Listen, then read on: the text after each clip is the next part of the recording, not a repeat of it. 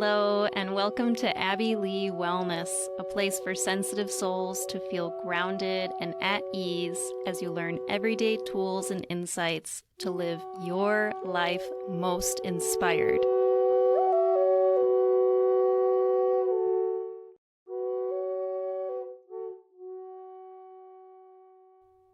Hello, and welcome to another episode of the Abby Lee Wellness Podcast. Honestly, thank you so much for anyone who has left a review or rated the podcast. And if you haven't already, and if this podcast has helped you in any way, please hit the 5 stars right now to help the podcast reach more people. It's really the easiest thing that you can do that really does help and make a difference. And this last year, I've just been really on such a big healing journey of rebuilding my life after Phil, my life partner, suddenly passed away. So one of those little things that really does make a difference is just taking a moment now to hit the rating on whatever platform you are listening on, and also sharing it with a friend if you think that they can benefit too. So thank you for that. So what we're talking about today is hands down one of the greatest tools I access on a regular basis that has dramatically excelled my personal development, and it absolutely can for you too. So if you're interested and with me on this path of wanting to be a good human in today's world, if you're wanting to have more compassion and understanding for yourself and those around you, if you're wanting to feel at ease and grounded, even in the presence of your triggers, if you're with me out there trying to heal your childhood wounds so you can break that generational trauma and live your most authentic life, then this episode is absolutely for you. And trust me, we are in this together. So if you've ever felt like there's just something out there preventing you from reaching your fullest potential, then your shadow could be one of those main reasons. Or if you find yourself constantly running into the same problems and don't know why, like shitty relationships or conflict loops you get in relationships, the same repeated arguments, or finding yourself in jobs that aren't working out well, or just weird encounters with humans when you're walking around, or unsafe situations.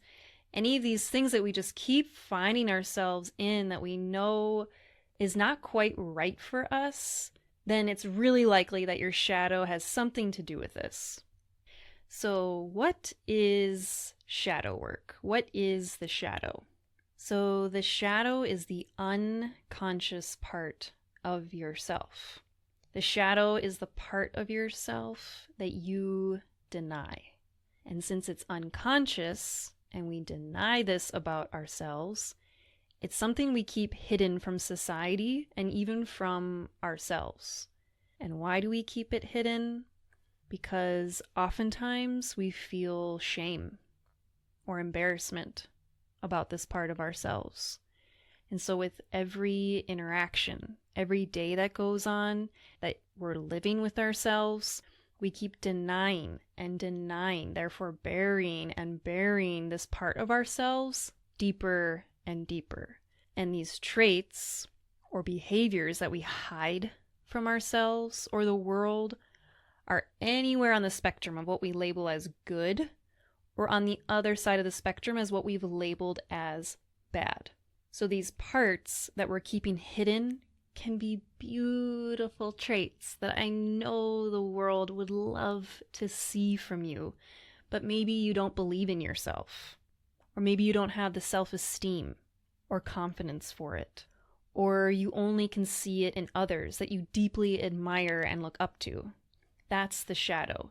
The things we idolize or adore in other people is unlived potential within you and also part of your shadow.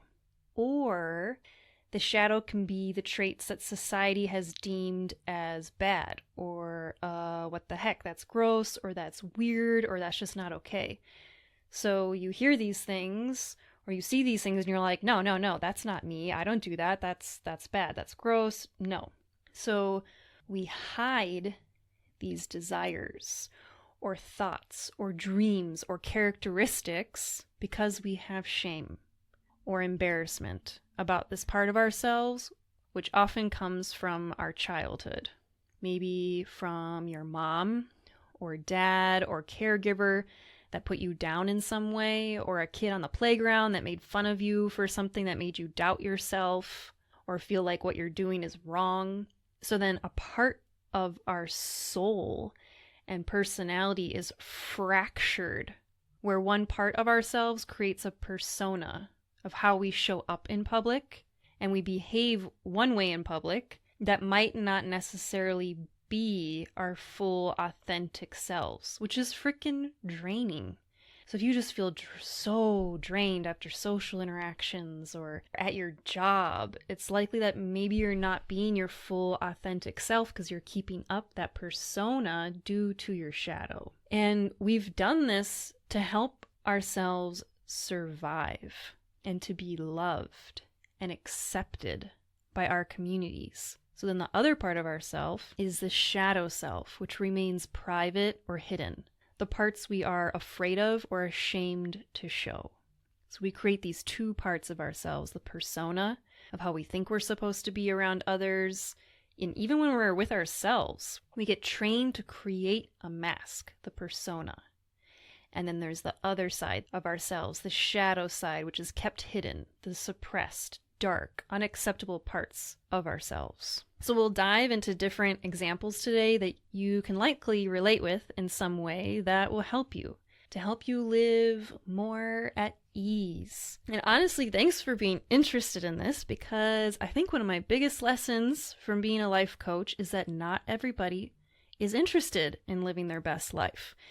And maybe that comes from being an INFJ on the Myers-Briggs personality type, which I've taught workshops on around the world. So if you ever want to nerd out on that, hit me up. But it's just mind-blowing to me. And I forget that, not everybody's interested in this stuff that I dive so deep into. So thank you, honestly, for being into it and interested and being a part of this niche part of the world that is making a difference through having awareness of yourself, who wants to do good for yourself and others. And shadow work can be hard or seem dark and scary, but just know that we all have a shadow side, myself included. So constantly giving ourselves compassion and grace for where we're at. And the goal of shadow work is to assimilate the shadow and the persona so that you learn how to manage impulses that you maybe usually ignore, or can help you to not react in a hurtful way towards your partner when they give you feedback that's hard to hear, or to help you understand others, because when you get to know your own shadow, you'll see hints of it in other people, which gives you more compassion for what they're feeling. And it helps your body soften rather than its go-to hardening of putting on its armor and preparing for battle to fight and defend yourself. So whatever the nature of your unique shadow is, knowing it will help you accept it. And accepting it will loosen its hold over you.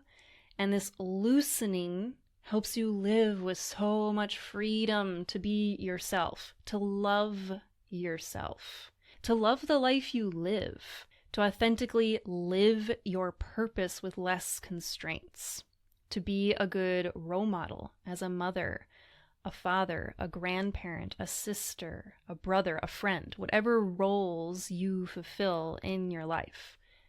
So to give some context, some background, some meaning to all of this today, so where does this even all come from? So to my fellow soul searchers, deep thinkers, and ponderers of life, you've maybe come across Carl Jung, or also pronounced Jung, a Swiss psychoanalyst in the early 1900s, who's the one that studied and coined this term, shadow work.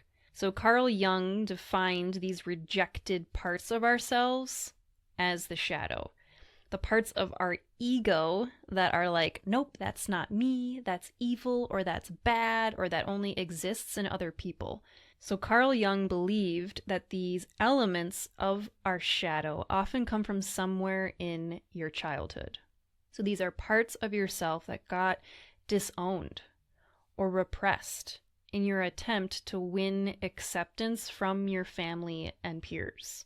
So for example, if you got scolded for talking too much, and so you learned to stay quiet in order to keep the peace. So now speaking up or speaking your truth is bad or scary. Or maybe you suppressed certain parts of your sexuality because it doesn't seem appropriate. So then your shadow will manifest in different ways. Or if you were told you were too sensitive, your shadow might manifest in a certain way. Or maybe you have ADHD or are autistic, and teachers or parents told you you needed to act a certain way to be like everyone else in order to be easier in the classroom or around other people. Or maybe a certain religion told you that you're a bad person if you do something, and that you'll be condemned if you behave in this way. So this contributes to that shadow, that part that we maybe banned from ourselves because we didn't think it was acceptable. Therefore, we created this persona to act in a certain way that is more acceptable to receive love. So a lot of our behaviors are driven by our need for love and acceptance. Because at a young age, we learn that we might not be able to survive if we don't get this love and nourishment. So we learn how to act in order to get this love that we deeply crave and desire, which maybe involved suppressing or hiding some behaviors that your caregivers or peers deemed as inappropriate or unacceptable, which maybe is a societal thing, or it could be unresolved issues in your parents or caregivers. Okay, so sure signs to recognize your shadow. So the first thing, look at what triggers you. Look at what creates a strong reaction in your body. So say you're just going around, living your life, and suddenly whoosh, someone says something, or someone's presence makes you feel super dysregulated, or you read something on social media that creates this storm inside your body. The nervous system flares, you're flooded with these intense thoughts or judgments. Anything that triggers you, this is likely something unresolved within you. So this trigger can mean we actually do this exact same thing to others and we're just not conscious of it. Or this triggers us because this person is embodying something that we haven't allowed ourselves to pursue, or we actually want this for ourselves. So it's that really strong reaction that gives you a sign that this is my shadow side. And I want to make it clear too, I mentioned, suddenly your nervous system could be dysregulated in the presence of someone. So that also can be a sign of danger. So the things I'm talking about today relates to if we are in a safe place, if we aren't in a war zone, those extreme situations where there really is extreme danger happening around you. So this pertains to there actually isn't danger going on, yet still your body is reacting as though there is. So another example is when you get super defensive. So getting super defensive, whatever you're getting defensive about, is a direct route to showing you that there is something you're denying or there's something unresolved within you. Or another clear sign of your shadow is looking at the thing that you can't stand about other people. What you find so annoying in others that you judge harshly. That points to your shadow. Or the traits that we most criticize in others are often the traits we hate the most in ourselves. So if you're harshly judging others, maybe you take on the mask of perfection because you haven't accepted your own imperfections. Or if you hate someone, you likely hate something in them that is also a part of you.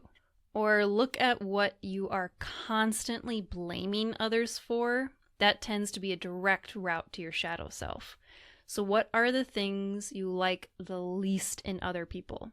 And just honestly and compassionately looking at yourself and saying, does that characteristic exist within me too? So for example, if you get irritated when someone is being rude, it's a good chance you haven't owned your own rudeness. And to be clear, this doesn't mean that the person isn't being rude to you. They very well could be being rude to you. However, if rudeness wasn't in your shadow self, someone else's rudeness wouldn't bother you so much. So it's the stuff that has that really strong reaction. Or sure, your colleagues might be aggressive or arrogant or inconsiderate or impatient, but if you don't have those same qualities within you, you won't have such a strong reaction to their behavior. So then what happens when we don't deal with our shadow self? And this is just to me, one of the greatest illnesses of our time. So when we don't deal with our shadow, when we don't take accountability, when we're getting triggered and super defensive, if we haven't looked at ourselves, we will project all our shit onto the other person rather than taking responsibility within ourselves, which is a really difficult thing to do. Most humans go the easier route, which is to blame and project our stuff onto other people. And yes, I have done this too. So the very thing that we are doing, the harm, the unconscious harm we might be putting out into the world, we will blame others for it and say others are doing it, and then we get super upset about it. So creating this whole drama and conflict out of unresolved issues within us. So this projection can create a warped sense of reality. So how you see your outer world is a direct reflection of your inner world. So if maybe if I have some kind of illness, I might assume that other people have that same illness, or they're like, if I'm depressed, I'll see someone else and might think like, oh, they're acting that way because they're depressed. And it could be true, but it's just that making that assumption that just because based off my own stuff, I then project it and assume the other person's doing the same thing when that really might not be the reality. So we project the qualities of ourselves that we dislike, and we project it onto others so that we don't have to deal with it ourselves. So an example of a projection is, let's say you're in a monogamous relationship. So both people in this relationship are just committed to each other. And let's say you suddenly become attracted to other people, but you don't want to admit this to yourself. So you'll project onto your partner thinking that they are flirting with others. Or maybe you think the whole world is chaotic and dangerous, when likely that chaos is something going on inside of you, or you haven't created safety in your body. So you think everything is dangerous. And maybe you feel really chaotic, so then you think everything else around you is chaotic, when in reality, it might not be. And just to say too, that so if you're not in a war zone, and you generally are living in a mostly safe community, yet you're still thinking everything's chaotic and dangerous, that can be a projection you might have if you don't look at your shadow. So projection is at the very heart and soul of the shadow. It's how the shadow hides and protects itself. So projection helps us avoid taking responsibility, and instead helps us to make others the problem. It makes others the culprits and scapegoats for our own unresolved issues. So if we can recognize our projections, we can embrace the opportunity to heal ourselves. So some things that can happen when you ignore your shadow self, the way you might see things in your life manifesting, is maybe you often feel overwhelmed or anxious when faced with making decisions. Or maybe you find yourself acting impulsively without considering the consequences. Or maybe you struggle with feeling stuck and uninspired, or if you have difficulty taking responsibility for your decisions and behaviors, or if you experience strong emotions towards others like anger and resentment or envy, and you just don't know why, or if you get easily defensive when challenged with certain topics, or maybe you tend to make excuses rather than taking ownership for decisions, or maybe you struggle with codependency. So these are the cycles we get stuck in when we continue to ignore our shadow. Our shadows keep us stuck until we deal with them. So some other clues to help you recognize your shadow parts, maybe if you have a lack of self-confidence, therefore you're afraid to speak up, or maybe you have weak boundaries, or fears around putting yourself and your creative work out into the world because you're afraid of judgment or procrastination, or you have self-sabotage, or maybe you're not doing what you know you want is good for you, or maybe you have some issues with money and success, where you judge others who make a lot of money or are very outwardly successful. Or maybe you find yourself in relationship issues and dramas, having anxious or avoidant attachment styles. So if any of this speaks to you, which is very likely if you're a human, there's something that you need to give yourself permission to feel. Permission to feel and love and accept this part of yourself, this little part of yourself, little Abby. These behaviors helped me survive in times where I needed more love and care. So giving yourself that compassion and love and permission and understanding of yourself to feel what needs to be felt. So to just dive even deeper into some examples to really relate and to have compassion for ourselves and others. So let's say you were a child and you had needs, like all of us. And maybe your parents reacted in a way of annoyance or lashing out or giving you the silent treatment when you expressed your needs in whatever way you expressed them. Or if you expressed any quote-unquote negative feelings and then it was met with being called a baby, for example. Or maybe you learned that in order to get your parents' love and affection, you had to keep your fear, sadness, or anger inside. Or if you wanted your parents to be happy with you, you had to be happy all the time. So you had to be a perfect little child, so that's what you became. So then in adulthood, you have needs, but maybe you don't want to admit it because of how your past was. So maybe it comes out in passive-aggressive communication, or maybe it turns into being a martyr, where you're self-sacrificing and putting everyone's needs before your own, thinking that's a good thing, or that it makes you a good person, when in reality you're suffering and sacrificing your health and happiness. Or maybe you find yourself in a codependent relationship where you're the caregiver. So because of your needs getting put down in childhood, and you create this persona, and then the shadow self, you might project onto others thinking everyone needs help getting their needs met, when really you just need to get your needs met. And then maybe you get triggered by others who take really good care of themselves, or you might call them selfish. So that is the shadow. The shadow sees others as bad or the enemy, when really you aren't getting your needs met. And this giving that you're doing, this over-giving without taking care of yourself, could lead to resentment of the people you're giving to. So now it somehow becomes the other person's fault that you are giving so much to them. So just a compassionate reminder that we all have a shadow side. So if this specific example resonates with you or reminds you of someone, I'm sure great gifts came from these wounds too. Maybe you're a great caretaker, or you're amazing at sensing the needs of others.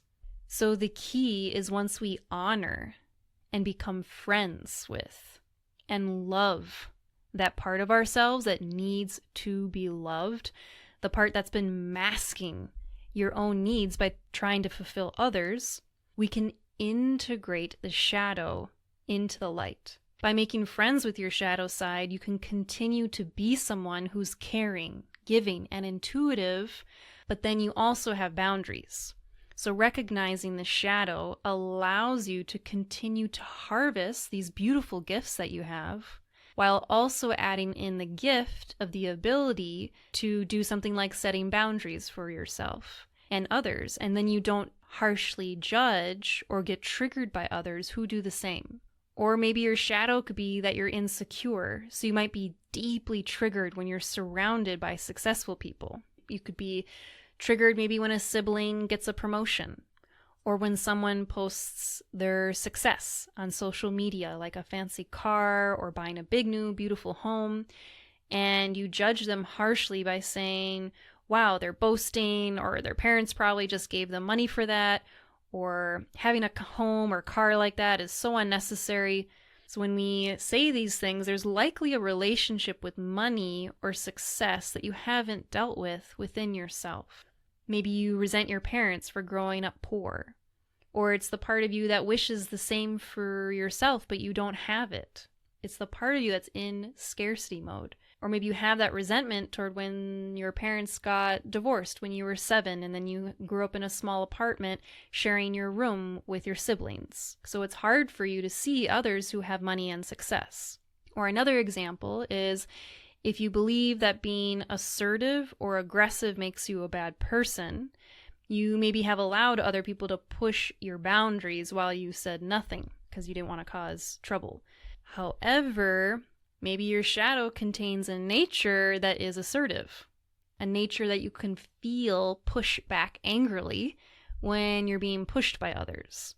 So if this is the case, then you can learn to harness this element of your shadow so that when you're in a position that requires strong boundaries or negotiation, you're able to say no and hold your ground with confidence. Another example of people's shadow is when people call you a bad person for not watching the news, or you're a bad person because you're not posting about or getting on board with whatever current activist movement is going on in the world. So that is their shadow of their uncomfortability with you being at peace, because you're not getting all tied up in something because maybe they haven't given themselves permission to be at peace with themselves or their bodies or whatever it is. Or when someone is really happy and maybe you project your grumpiness onto that person and say they aren't actually that happy. Or if we're like, oh, people only show their positive traits on Instagram, which definitely may be true. And maybe there's something about us. Maybe we just haven't allowed ourselves to experience that happiness, or maybe we only show a certain side of ourselves to the public. So we judge what we don't understand.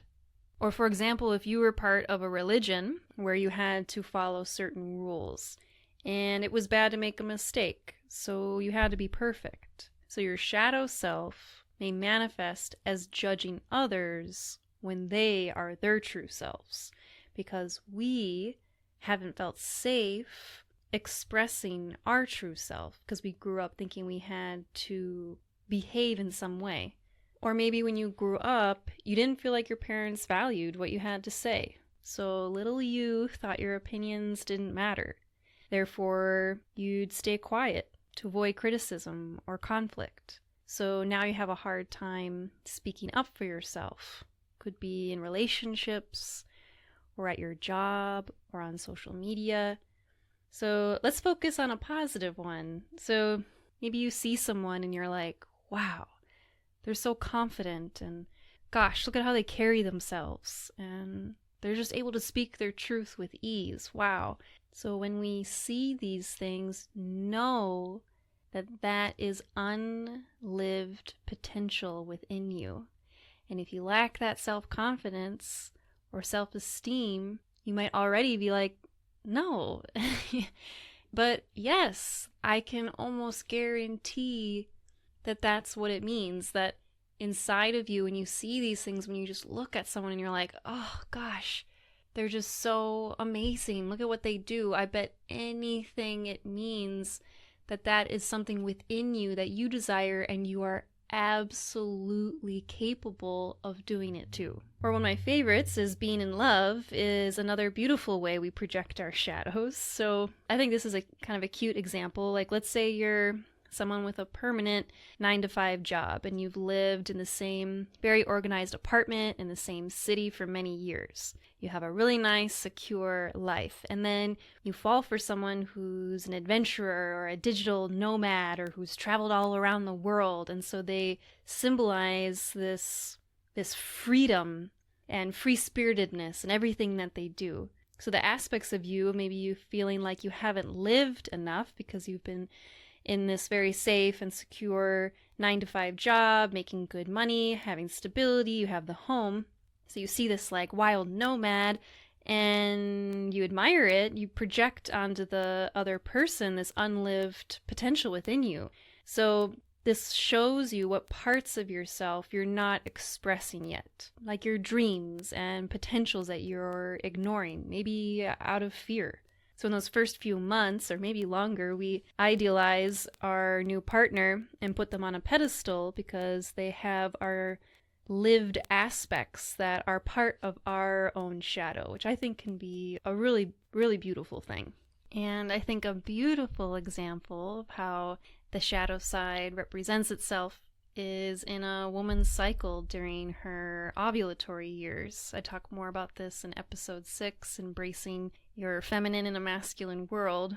So from when you start your period until before you reach menopause, your ovulatory years, the shadow side I see is the luteal phase. It's the second half of your monthly cycle right before your period. So the first half of our cycle, if we aren't on any synthetic hormones that control our cycle, it's naturally the first half is where we generally have more energy and focus and say yes to things as the body wants to get impregnated.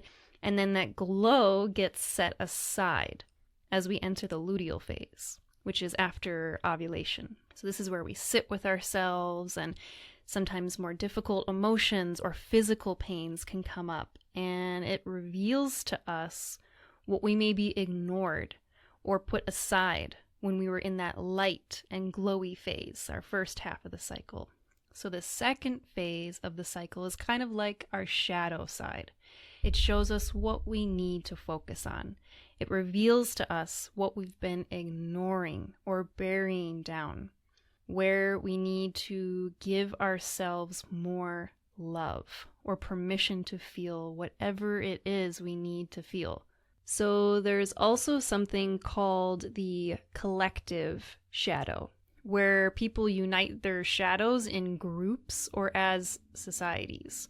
So the collective shadow came out strong during COVID. People got extremely triggered or defensive toward others with whoever had a differing belief or a different way of living.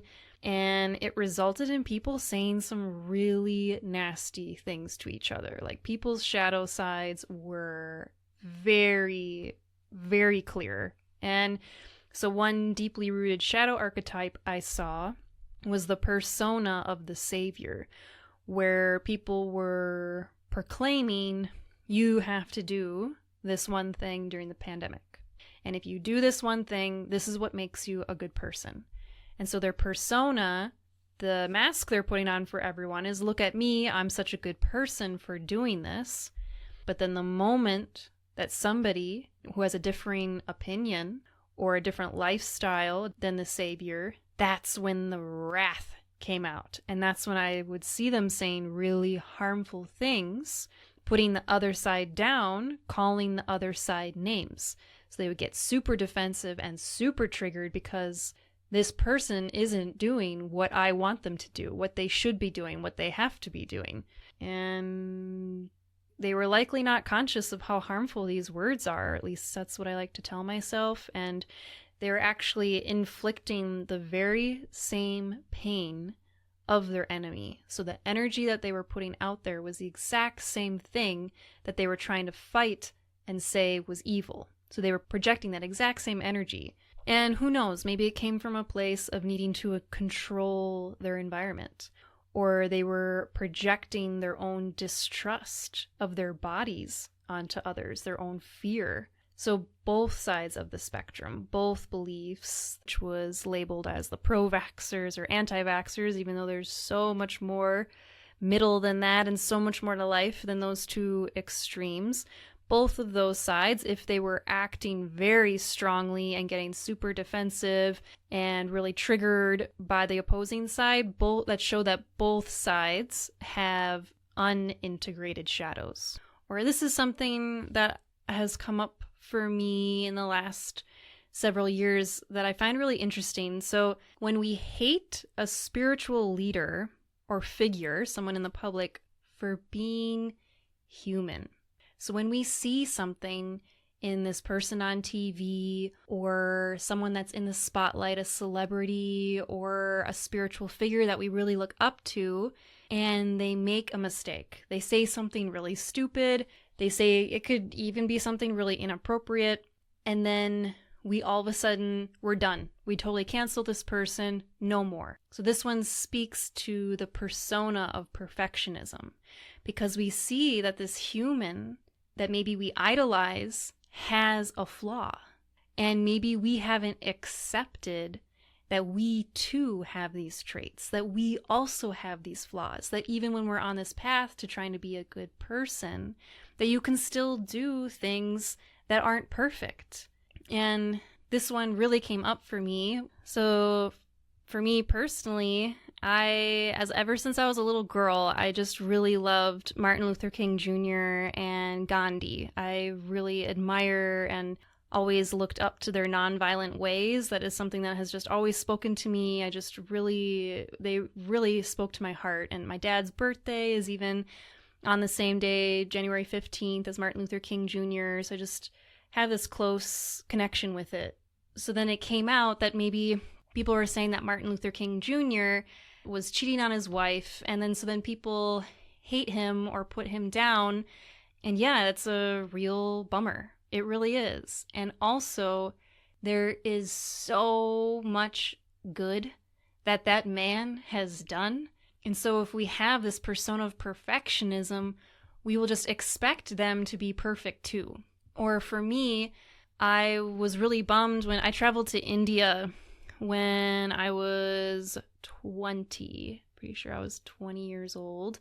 And I was there for a month. And it felt like a pilgrimage for me. I stood in the very spot in India where Gandhi was shot. Like when I was little, I used to watch black and white documentaries like 3 hours long, just fascinated by this man. So it was just really special to witness his stomping grounds and to see all of this. And then after, I go to this Gandhi museum, and all of a sudden I'm like, wait, what? Like on the walls, there's these quotes on the walls of things that he has said, and they're totally anti-women and showing that he didn't think that women should have equal rights or that they weren't equal to a man. And it is a bummer. You know, when you really admire someone and you think they're helping you be a better person, and then you find out, like, fuck. And plus there's other weird things that have come out about him, but I know my philosophy won't land with everybody. It's hard to have compassion for people who are in the public eye that have done something we don't agree with, because maybe then that means we are condoning their behavior, which I absolutely understand that perspective. And where the shadow comes in with this, that I find helpful, is that when I've done my shadow work, when I've taken ownership of my pain and my wounds and imperfections, I can then see this human from a more grounded perspective.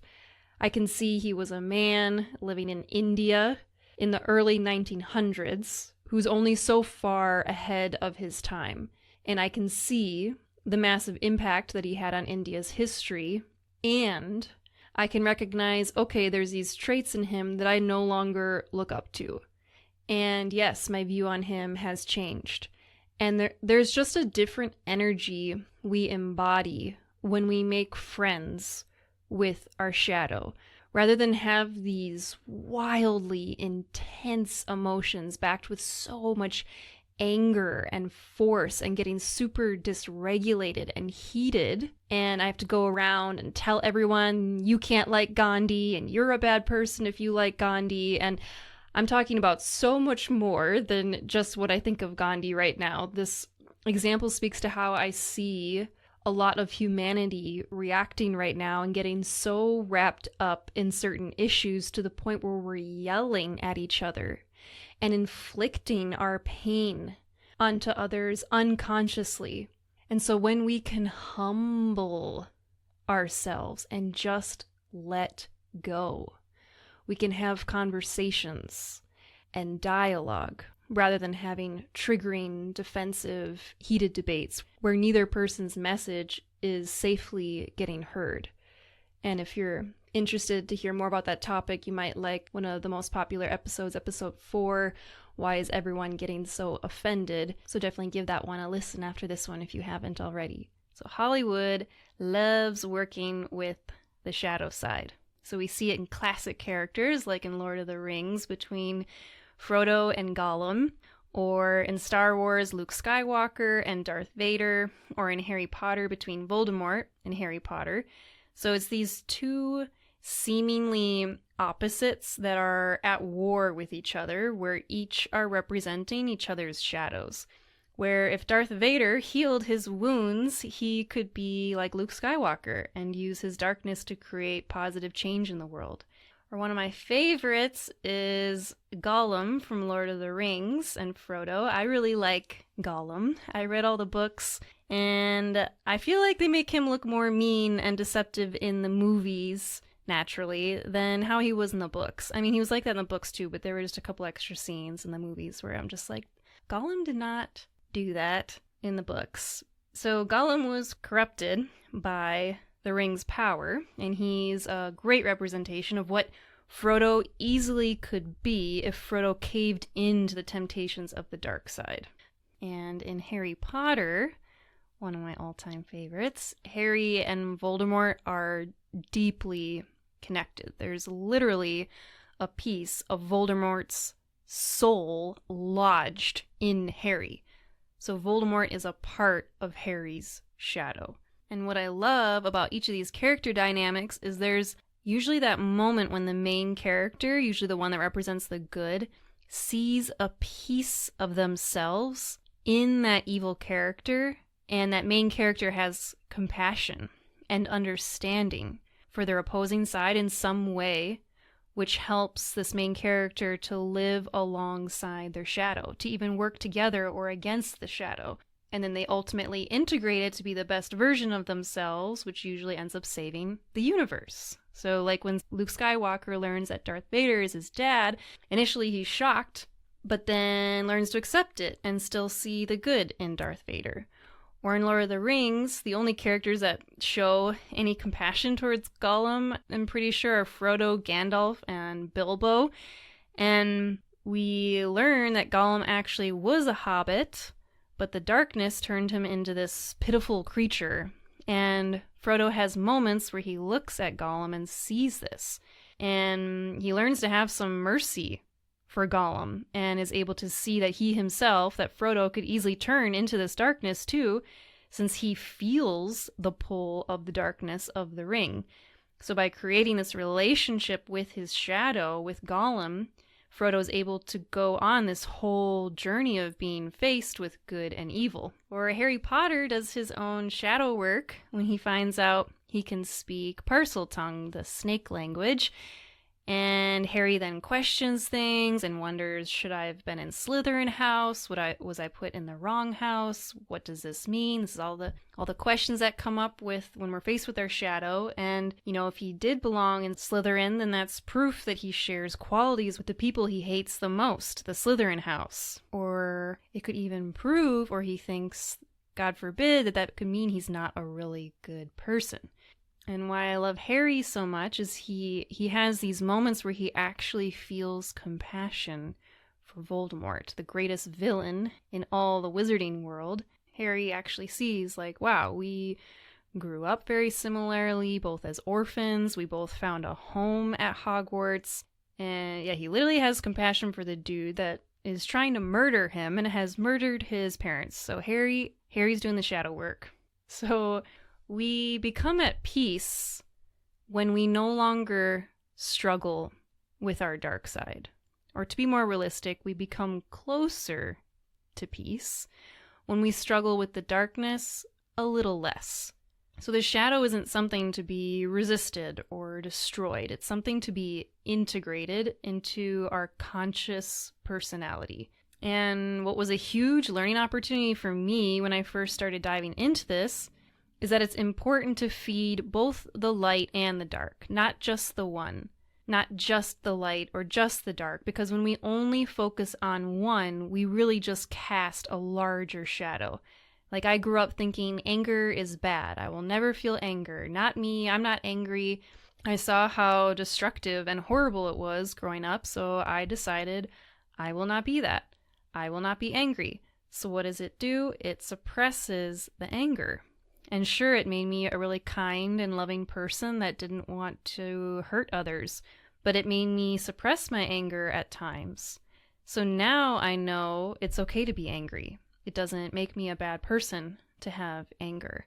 It's a natural human emotion and lets me know when I've let my boundaries be crossed or when I can use my voice to communicate what needs to be communicated. And I can channel this emotion, this energy, this force into something beneficial for myself and others. And when others get angry, I cannot get triggered by it because I've done this shadow work. I can be grounded in my truth and walk away or set boundaries if that anger is projected in a harmful way onto me, or I can have compassion if someone is feeling out their anger. So when we integrate both sides of ourselves, we feel more whole, because the opposite of integrate is to disintegrate, to disintegrate, to become fragmented and divided into pieces.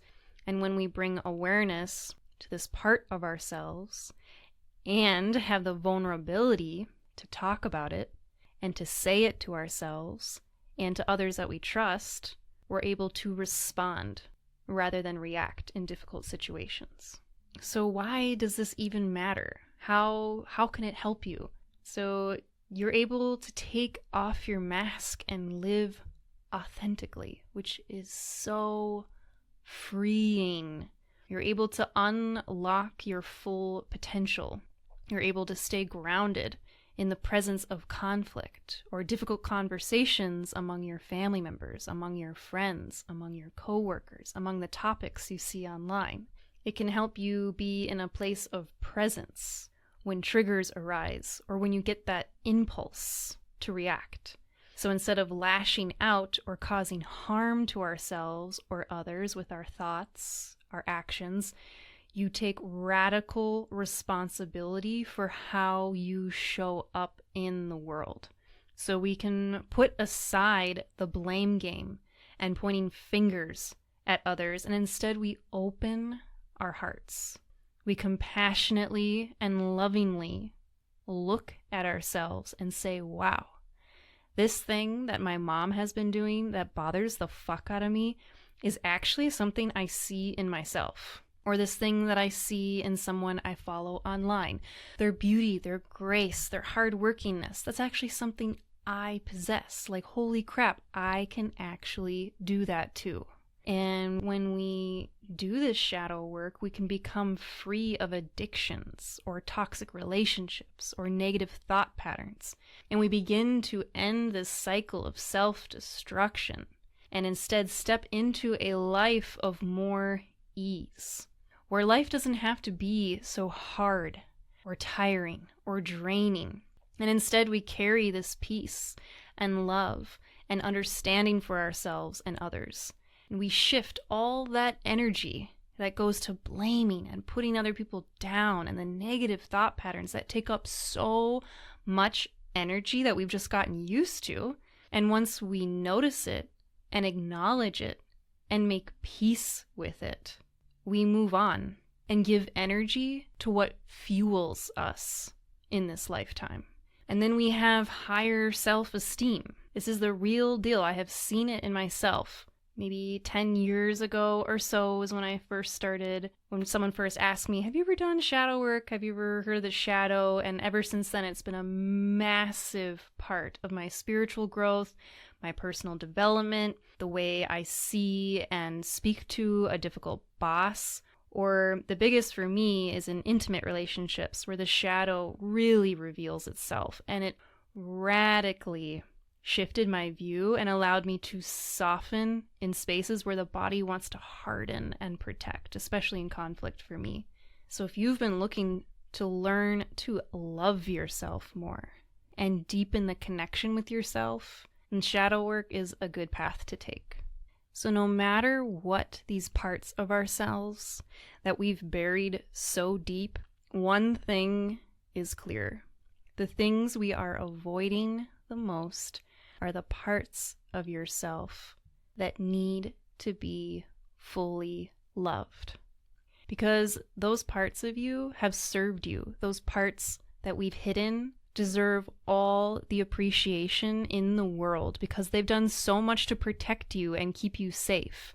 And you might not realize this, but your shadow self didn't form to hurt you. It formed to help you survive your childhood. And so recognizing this in others can really help for people who are sensitive.